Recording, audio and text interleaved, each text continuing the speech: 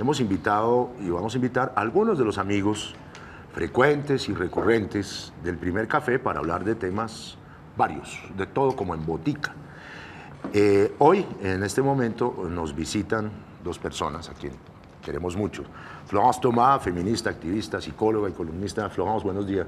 Buenos días ¿Cómo le va? a todos y todas. Bien, bien. Y está con nosotros también nuestro querido amigo David Flores, vocero y miembro importante de la Marcha Patriótica. David, ¿qué más? ¿Cómo le va? Muy buenos días para todos y todas y pues contento pero también un poco triste de estar tomándonos los últimos primer café aquí en la capital. El último cuncho. Que dicen algunos de nuestros televidentes. Bueno, mire, hemos desde la semana anterior ventilado un poco y queríamos como perfilar opiniones en torno a un tema que nos preocupa. Que no es solamente pues la desaparición del Primer Café por razones electorales. No, o sea, hay que aclarar, no es que Peñalosa haya censurado el Primer Café, es que nos vamos. No podemos, pues, dentro de la coherencia que uno espera tener, seguir trabajando en un escenario político que está tan absolutamente al contrario de lo que hemos venido pensando y lo que pensamos desde toda la vida. Pero nos preocupa cuál va a ser, de alguna manera, el destino de la interpretación del país desde el punto de vista de una modernidad que transita por los movimientos sociales, que transita por las ideas de izquierda, por las reivindicaciones de la sociedad, por la lucha contra el patriarcalismo, por la lucha por la paz, que ustedes son sinónimo de eso. ¿Qué va a ser de esto? Es decir, nos vamos a tener que someter una vez más ante la desaparición de escenarios como este a esa tendencia histórica lamentable en materia de prensa y de antidemocracia en la prensa, que significa el ejercicio del unanimismo y de la invisibilidad de sectores pues, que no existen. Por ejemplo, el movimiento feminista poco ha sido de interés de la prensa hegemónica. Florence, ¿cómo ve usted ese hecho de que se cierren espacios, no solamente este, y qué avisora y qué quisiera usted de alguna manera Pues, para el futuro? Antonio y Ana María, de punto de vista personal, yo sí estoy muy triste, porque como le decía a veces ahorita a Ana María, ustedes eran mi clase de ciencia política y de buen periodismo cada mañana. Cuando Muchas me gracias. llamaban por la mañana decían, no me llamen, estoy en mi clase de ciencia política. Y bueno, entonces muy triste porque efectivamente era otra manera de conocer la realidad de este país.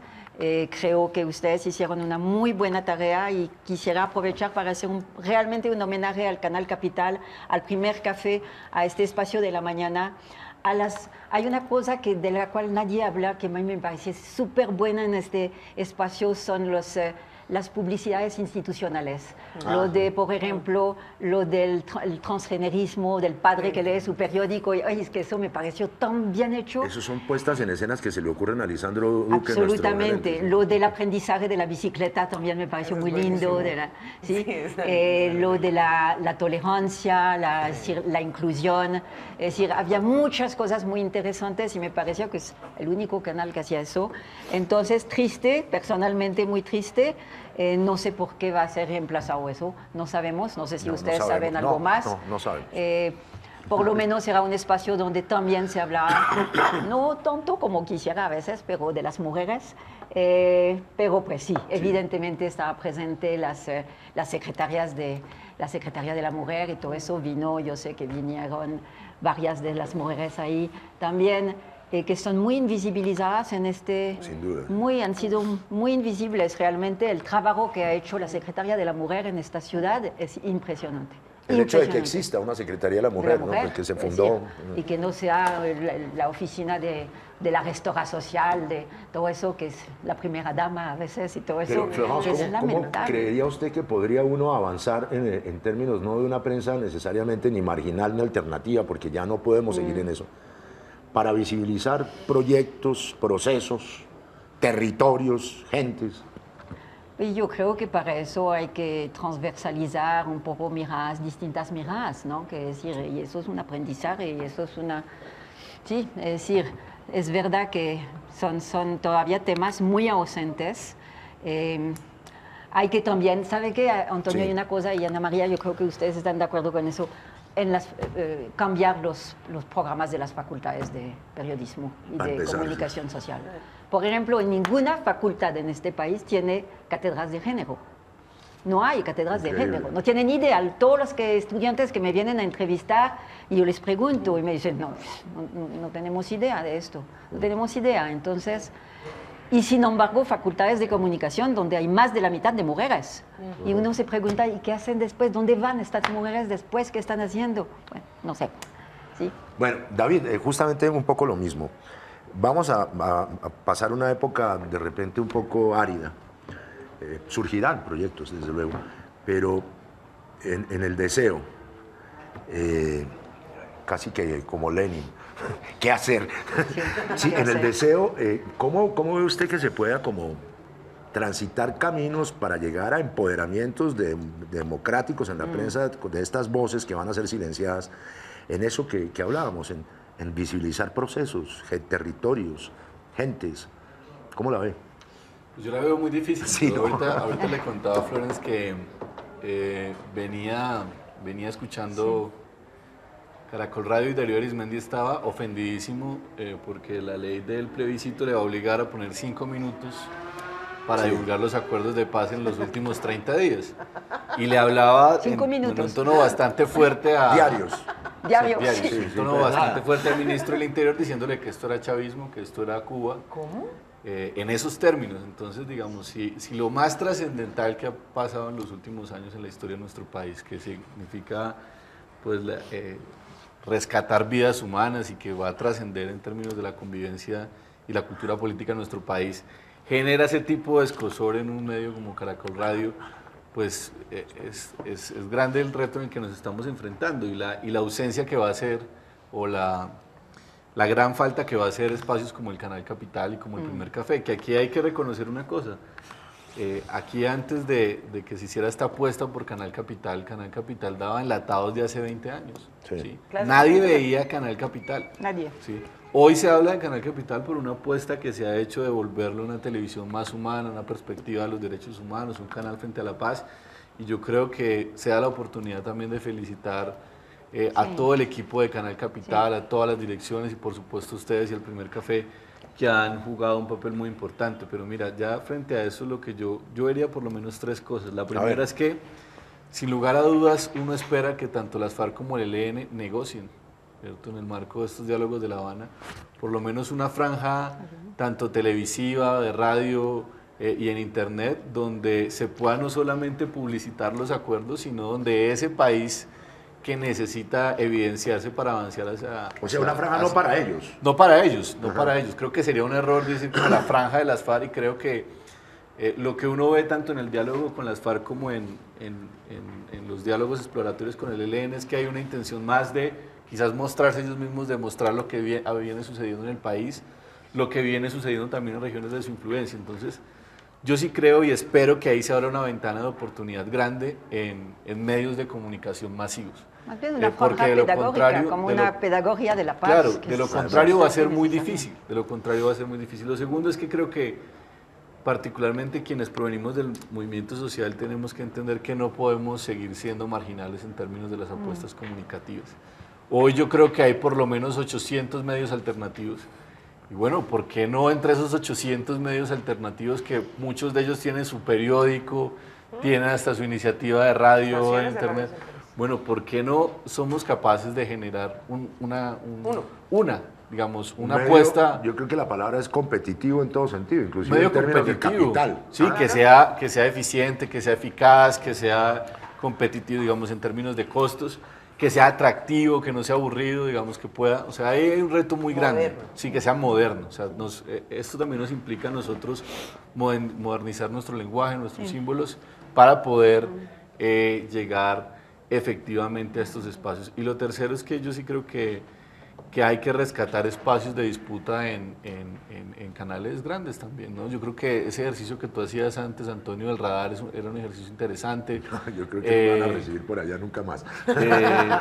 No, pero digamos, hay que buscar, digamos, esos espacios, y hay que seguir exigiéndole también a los dueños de los medios de comunicación, por más difícil que sean, que entiendan que esto es un derecho, ¿sí? Que los colombianos tenemos un derecho a informarnos, y que tenemos un derecho también a existir en términos de la representación simbólica de lo que significan los medios de comunicación en Colombia. Anita. Florence, en términos de eso que estaba diciendo David, el derecho a existir, porque lo que no se nombra no existe, decía Foucault. ¿Usted qué salidas le ve a esto? Porque si de una parte tenemos hasta 800 medios alternativos, pero bien alternativos y bien difíciles de conseguir, ¿son los medios de comunicación de hoy una apuesta del pasado? ¿Tenemos que mirar a redes sociales, tenemos que inventarnos nuevas formas, o por el contrario lo que tenemos que hacer es pelear espacios en lo que ya existe? Creo que los dos. Claro. Creo que redes sociales no podemos decir estar afuera de eso, le dice una persona que está afuera de esto completamente, pero bueno, está la generación ahí también. Pero sí, yo creo que los dos, y creo que nos toca pelear desde inclusive una noción como la paridad, de decir todavía, cuando uno mire, yo estaba muy, yo no sé si tuviste la última carátula de Semana. Sí, sí, sí.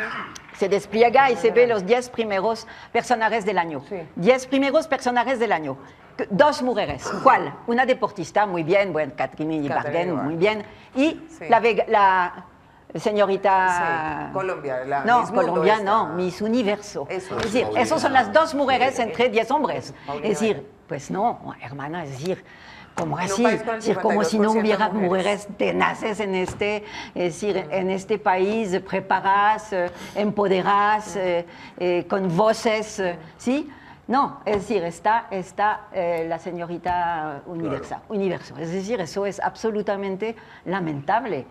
Carátula de Vamos, semana. hay otro, y David, hay otro ítem ahí interesante, y es que, bueno, aquí lo hicimos con una franja de opinión, pero existen, la Sí. opinión. Usted Sí. trabaja y escribe una columna quincenal en un periódico liberal, que no es exactamente como coincidente con su ideología en materia de género y en materia de sociedad y tal. ¿Será que las columnas de opinión, que han sido de alguna manera una válvula de escape también de diversidad, pueden ser de alguna manera reconstruidas, redistribuidas?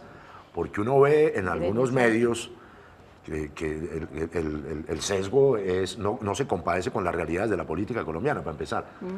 ¿Y qué tanta influencia sigue teniendo la prensa de opinión, las columnas? No sé, eso sí, yo creo que pues lo que me dicen cuando camino en la calle, que la gente me hace así, que creo que sí, la gente, pero pues una cierta gente me lee, no todo el mundo. Hay unos que dicen, me bajaron de un taxi no hace mucho y el taxista me dijo, odio a la Tomás. Entonces, y me tocó bajar, ¿sí? Porque yo no Qué quise, horror. ¿sí? Entonces hay de estas dos cosas, y eso es este país, ¿cierto? Este país enfermo, este país, ¿sí? Y el otro país que sí, que empieza a empoderar, a escucharte, yo no sé, yo creo que hay las dos cosas, pero por supuesto que creo que las columnas de opinión siguen siendo, y como yo creo que lo había dicho ya, yo tengo que reconocer que el tiempo, aun cuando hablo de la legalización total del aborto y todo eso, el tiempo nunca me ha cambiado una sola coma. Es decir, realmente ahí sí tengo que Es reconocer que eso. paradójicamente el pensamiento liberal estricto, como el del tiempo, yo conozco a su director Roberto Sí, pues Pombo, sí, yo sí también. es muy, Sí. muy aperturista en el Sí, sentido de sí. las costumbres Sí. de la sociedad. Enrique pero Santos, póngalo es decir, usted para el otro lado cuando sí. se trata del modelo económico. Ah, bueno, ahí pues sí se ranchan. ahí pues, sí no hasta- tocamos Ana. el modelo económico. David, Sí. mire, yo todavía no termino como de procesar lo que usted nos contó hace un momento de la reticencia a pasar 5 minutos Sí. sobre el plebiscito. Es escandaloso. Pero también es escandaloso que el gobierno colombiano entonces se la esté jugando por la paz y haya diseñado un mecanismo Sí, sí. para legitimar eso a partir del voto popular, cuando la democracia evidentemente tiene la enorme talanquera precisamente de la información. Entonces, no es solamente para construir país democrático después de la firma del acuerdo, sino para lograr que ese acuerdo sea efectivo, que necesitamos información. ¿Qué hacer? Yo, digamos, es parte de la dificultad, ¿no? Nos enfrentamos a un proceso de paz donde el gobierno no se la ha jugado a fondo a realmente a divulgar los acuerdos, a poderle comunicar al país lo que eso va a implicar, ¿cierto? Y creo que ante eso, pues el quehacer implica de quienes estamos en favor del proceso de paz, pues una mayor responsabilidad. O sea, nos toca a nosotros mismos pensar una campaña y volvernos de alguna manera difusores también de los acuerdos de paz, así como independientemente de las apuestas políticas que hemos tenido en octubre, así como tuvimos candidatos, hoy pues nuestro gran candidato a la paz. Independientemente del mecanismo de refrendación, yo no comparto mucho el tema del plebiscito. Nosotros hemos planteado públicamente que vemos y concebimos más la idea de una Asamblea Nacional Constituyente, pero sea Asamblea Nacional Constituyente o plebiscito, la gente tiene que conocer los acuerdos. Y esto nos va a implicar a todo el campo democrático, a todos quienes queremos la paz, ser grandes propulsores de la paz, hablar con nuestros vecinos, hablar, digamos, en diferentes escenarios y entender que muy probablemente y afortunadamente el año 2016 va a ser el año de la refrendación de la paz. Y hay un reto comunicativo, político y pedagógico bastante grande y creo que hay que aprovechar este diciembre y es tener una época de reflexión de cómo vamos a hacer una campaña política por la paz que no sea marginal y que le llegue a las mayorías de este país. Bueno, de lo que ustedes mencionaban, Florence, de Caracol, mire, solamente con leer el calibre del titular que está en la página web sobre los 5 minutos destinados diariamente a hacer pedagogía sobre el proceso de paz y sobre el plebiscito, la manera de titular nomás ya implica todo. Dice el titular en Caracol, que coincide con lo que usted mencionaba, David. Medios de comunicación serían obligados a divulgar campañas sobre acuerdos de paz. Uno se pregunta, ¿por qué una cadena de radio que está sujeta al orden institucional y que teóricamente tendría que tener una relación proactiva con la paz, ¿cierto? Porque no son uribistas, de eso lo sabemos, piensa que es una obligación taxativa y peyorativa ser obligado, y por qué no diría libremente y espontáneamente, los medios de comunicación facilitarían y colaborarían con la pedagogía de la paz? No, creen que son obligados, cuando realmente lo que se está ejerciendo allí no es una obligación, sino un derecho, y uno diría que un deber moral de esos medios, pero así son, se sienten obligados. Ana. Así como se han sentido obligados, Florence, no solamente los medios de comunicación, sino las instituciones públicas, por ejemplo, a contratar mujeres. Entonces contratan mujeres porque están obligados, porque tenemos que contratar, llenar una cuota de mujeres. ¿Esto es una democracia? No, por supuesto que eso es lamentable también. Es decir, yo creo que con la paridad hay que tener mucho cuidado, porque también no es cualquier mujer que necesitamos. Evidentemente, un cuerpo de mujer no me asegura nada, absolutamente nada. Lo hemos visto varias veces con Noemí Salín, con toda esa gente, etcétera. No me asegura absolutamente nada, absolutamente nada. Es decir, lo que necesitamos es efectivamente empoderar a esta mirada de género a muchas mujeres, pero las hay muchas mujeres. Lo que pasa es que no se hace nada para buscarlas. A mí siempre me hace reír en momentos de elecciones cuando para confeccionar las listas los tipos empiezan a decir, ay, pero es que no hay mujeres, es que no las encontramos. Entonces, ¿qué hacen para encontrarlas? ¿Qué hacen para encontrarlas? Es decir, ¿sí? Entonces es un poco eso, y eso sé que es largo, y sin embargo hay progresos. Yo creo que estamos avanzando, es decir, que haya una mujer como tú cada mañana ahí al lado de Antonio, que no debe ser fácil todos los días. Es decir, querido. Sí, pero tú sientes, bueno, nos tuteamos porque se nos dio la gana, pero tú sientes que de alguna manera en eso del posacuerdo, el tema específico en términos de libertades y de progresos y de evoluciones positivas de género, viendo que las fuerzas vienen pues del patriarcalismo todas, porque no hay que decirlo de otra manera, sí hay una opción para la evolución de las tesis de género y el empoderamiento todavía más grande de las mujeres como solución de paz. Ha sido muy difícil. Yo creo que el tema de las víctimas ha ayudado mucho, ¿cierto? Es decir, el tema de las víctimas ha permitido que hubiera una subcomisión de género en La Habana. Si no, no hubiéramos... Es decir, estábamos muy ausentes en imágenes también. A mí me chocaba mucho ver las grandes fotos de los grandes momentos emblemáticos de la paz y todo eso, donde se veía lleno de hombres y de pronto a la derecha hay una mujer sentada ahí. O por llenar la mesa. Sí, eso. Es decir, a mí me parecía eso absolutamente... O sea, ¿va a ser una paz de hombres o qué? Va a ser una y paz... de lado y lado, las FARC y el gobierno, exactamente. Y ojalá haya mujeres signatarias del acuerdo. Ojalá estén presentes las mujeres en el acuerdo, porque realmente, es decir, además las principales víctimas finalmente de este conflicto ya lo sabemos, ¿no? Los sobrevivientes son mujeres. Son mujeres. Dicen los helenos que van a tener 2 plenipotenciarias en sus negociaciones mujeres en un grupo de 5, eso ya después una base. Sí, es una David, pero avance. a propósito de ese tema, no podíamos dejar de hablar de lo que va a pasar hoy. Hoy necesariamente está decidido, y así parece que empieza una transmisión a las 10 de la mañana, se Se firma el acuerdo sobre el punto 4, que ya no es solamente el punto de víctimas, en sustancia lo es, pero que tiene las repercusiones naturales en términos de la elaboración de un diagrama de justicia para los actores del conflicto, no solamente para las FARC. Eso es una especie de evolución importantísima que tuvo este punto, en el sentido de que las culpabilidades y en consecuencia las sanaciones de la guerra en Colombia no van solamente por cuenta de las FARC, sino del Estado, de la parapolítica, de la paraeconomía, etcétera, etcétera. Ustedes desde Marcha, que es un movimiento que tiene que ser, y lo es, un recipiente de la paz, ¿cómo están observando y qué creen que puede surgir de esto? Estamos pendientes del punto 75 y tal. ¿Cómo la ve, David? No, yo creo que, digamos que es muy importante que hoy los colombianos sepamos que la firma de este acuerdo de víctimas significa, sin lugar a dudas, que estamos muy cerca del fin del conflicto, por lo menos en lo que tiene que ver con las FARC y el gobierno nacional, porque creo que para nadie es un secreto que este ha sido el punto más complicado. Y una vez superado esto, si bien en términos de la agenda, lo que tiene que ver con fin del conflicto y refrendación, seguramente habrán temas sensibles, realmente el punto grueso, que se lleva más de 1 año y medio, era este. Así que yo soy cada vez más optimista de que este proceso de paz va a salir bien y vamos a avanzar hacia una firma de un acuerdo. En segundo lugar, yo creo que aquí hay un pacto por la verdad. Yo creo que en general la Jurisdicción Especial de Paz podríamos resumirla como un pacto por la verdad, sobre todo entendiendo que la verdad va a ser fundamental tanto para la reconciliación de este país y que yo creo que de alguna forma la piedra angular de la política colombiana en los próximos 20 años va a ser en gran medida cómo transitemos esta forma de la reconciliación, cómo transitemos hacia formas de contar la verdad, de generar memoria en el país y a cómo se va a hacer el tránsito del perdón.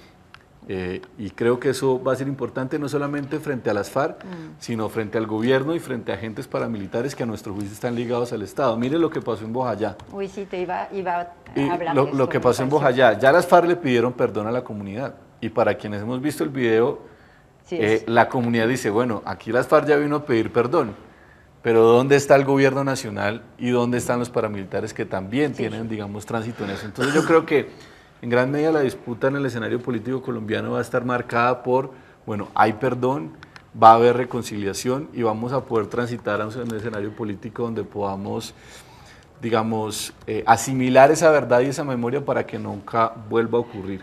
Y creo que, digamos, aquí los colombianos vamos a tener que abocarnos y creo que la Jurisdicción Especial de Paz nos va a abocar a eso, a la necesidad de dejar de lado un poco esas visiones punitivas en términos de que, bueno, tiene que ser necesariamente la cárcel.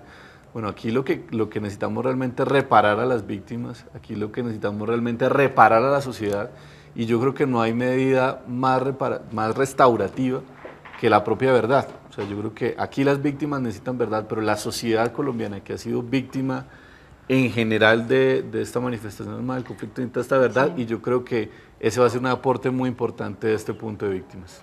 Sí, cuando hablabas de Bojayá, justamente a mí me pareció tan emocionante lo de Bojayá, y justamente no estaba ni Caracol ni RCN, y eso sí fue muy importante.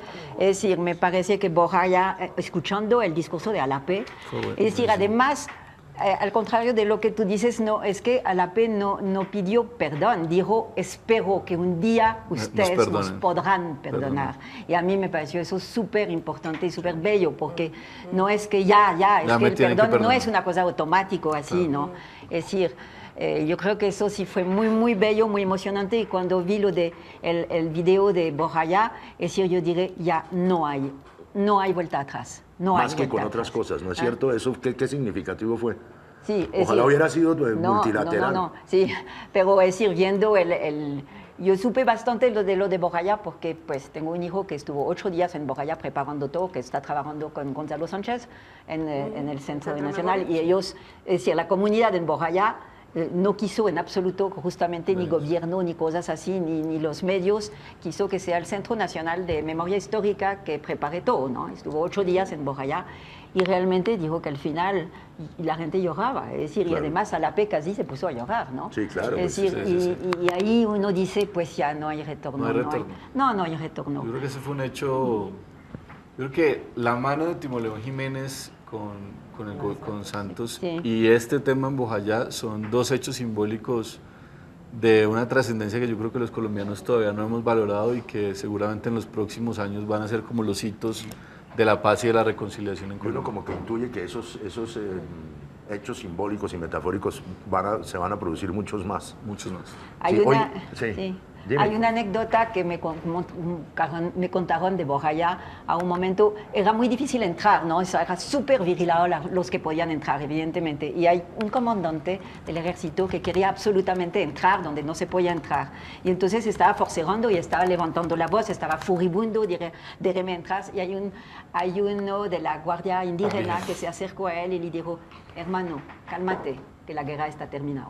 Qué bien. Ay, qué bonito Perfecto. eso. Óigame, y para terminar, a mí sí me parece que importante lo que tú dices, David, en el sentido de esas 800 medios que existen por ahí, pero ¿quién pone de acuerdo a toda esa cantidad de gente alternativa, caníbal, como lo ha sido la izquierda colombiana? Es decir, ¿cómo formular eso? No sé, no tengo ni idea, pero ¿Cómo bueno, unir la pero izquierda? chévere. ¿Sabes por qué te lo digo? Porque a través del Twitter y de la gente que nos habla con Ana María, esa es la propuesta recurrente. Mire, yo tengo el turbión, yo quiero participar en... Pero ¿quién hace eso? Sí, ¿quién hace eso? Sí. ¿Quién hace eso? Mire, yo creo que la unidad va avanzando, lentamente, pero creo que va avanzando. Creo que hoy, sinceramente, estamos muy lejos de lo que estábamos anteriormente. Y creo que se está entendiendo cada vez más como las dimensiones del momento político y la responsabilidad histórica que se debe tener.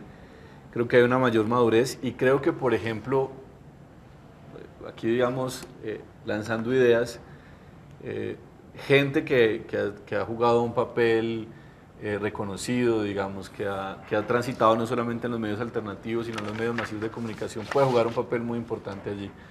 Así que en esa les dejo la invitación tanto a Ana María como a Antonio que a ver si de pronto nos echa una manito en eso.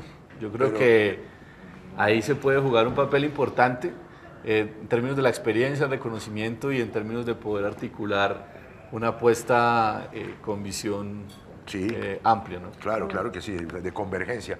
Más que unidad, a mí la unidad me da un miedo porque sé que es frágil. En cambio, la convergencia puede ser necesidad. mucho más sólida. Florence, Sí. mil gracias. No, ustedes. Nos sí. veremos en otro escenario. David Sí, Flores, seguramente, gracias. ojalá Gracias. nos veamos en otros Y- En serio, escenarios. felicitaciones. Vale, a ustedes muy amables por estar con Y que nosotros, nuestros descansen amigos del ustedes. Primer Café.